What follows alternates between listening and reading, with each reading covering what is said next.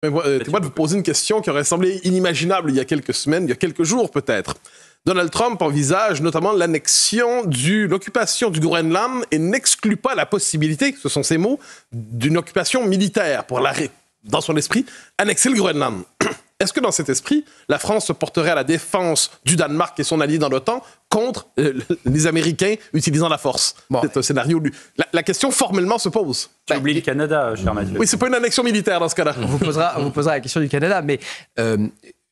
Déjà, je pense qu'effectivement, ce ne sont pas des questions qu'il faut traiter avec légèreté. On voit ce type de menaces c'est pas du bluff. Qui sont inacceptables. Et donc, nous, évidemment, le Danemark fait partie de l'Union européenne, c'est un partenaire, c'est un allié. On a le président de la République qui a appelé d'ailleurs la première ministre danoise à ce sujet. Et fondamentalement, ça nous rappelle une fois de plus que les règles du jeu sont en train de changer.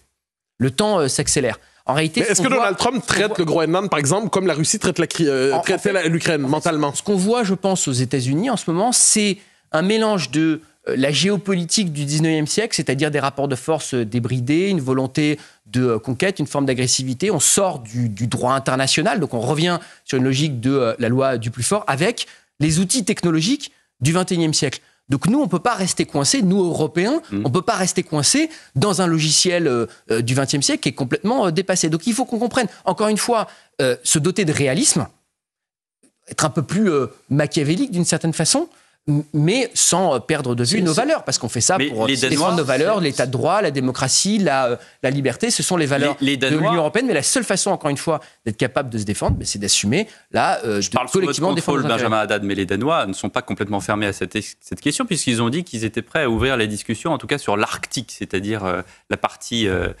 supérieure du Groenland. Ça veut dire quoi? Ça veut dire que... Non, mais qu'il y ait des discussions. Mais de toute façon, on a toujours des discussions avec nos partenaires. Il y a toujours de la diplomatie. Non, mais Olaf Scholz a tout de suite dit, vous vous rendez compte, on est en train de... On est dans l'ingérence, encore une fois. C'est effectivement ce qu'a dit Olaf Scholz, c'est ce que nous avons dit aussi. Et je crois que les dirigeants danois, on s'est dit que c'est inacceptable. C'est le retour d'une forme d'impérialisme américain, comme on n'en a pas connu depuis très très longtemps. Je vous dis, c'est le retour à une forme de géopolitique, encore une fois, débridée de rapports de force. Et là aussi, nous, il faut qu'on se réveille. C'est vraiment le moment du réveil stratégique des Européens. Et donc ça implique beaucoup de choses.